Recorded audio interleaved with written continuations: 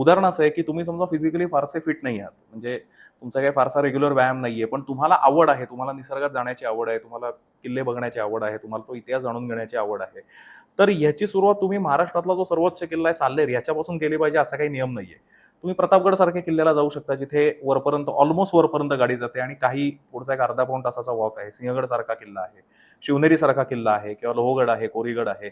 याच्यासारखे अवशेष संपन्न किल्ले आणि हं. ज्याला इतिहास पण भरपूर आहे, अशा किल्ल्यांपासून तुम्ही सुरुवात करू शकता. किंवा रायरेश्वर आहे, जिथे शिवाजी महाराजांनी स्वराज्याची शपथ घेतली. रायगड आहे, जिथे तुम्हाला रोपवेने जाता येतं आणि तो किल्ला बघता येतो. तिथे तुम्हाला माहिती देणारे गाईडही उपलब्ध आहेत. तर या ठिकाणापासून जर तुम्ही सुरुवात केली, तर तुमचा फिजिकल फिटनेस आणि किल्ल्याची काठिण्य पातळी याचा मेळ घालता येतो. काय होतं, बऱ्याच वेळेला उत्साह खूप असतो, हं. पण थोडासा अविचार केल्यामुळे किंवा आपली क्षमता आणि तो किल्ला यांचा कुठेतरी समन्वय न साधला गेल्यामुळे अपघातांचं प्रमाण, ज्याच्याकडे आपण येऊया पुढे गेल्याच्या हो. नंतर, तर ते होतं.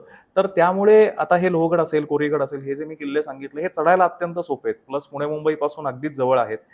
बेसिक सोयी-सुविधा ज्या असतात, म्हणजे राहण्या-खाण्याच्या सोयी-सुविधा त्याच्या आजूबाजूला व्यवस्थित आहेत. आणि मुख्य म्हणजे जाऊन आल्याच्या नंतर तुम्हाला खूप एक्झर्शन होणे किंवा खूप त्रास होणे किंवा एखादा अवघड रॉक पॅच तुम्हाला चढावा लागतोय किंवा दोर लावून चढावं लागतंय वगैरे, असल्या कुठल्याही याच्यामध्ये भानगडी नाहीयेत. त्याच्यामुळे बिगिनर फ्रेंडली हे किल्ले आहेत. आता एक्झाम्पल, तुम्ही समजा लोहगडला गेलात, तर संपूर्ण अवशेष संपन्न किल्ला आहे. किंवा रायगड आहे, ज्याला इतिहास आहे, भूगोल आहे, प्लस अवशेष आहेत. तर तुम्हाला या क्षेत्राची आवड लागण्यासाठी पूरक असणारे कुठले किल्ले आहेत, तर हे सुरुवातीचे किल्ले आहेत.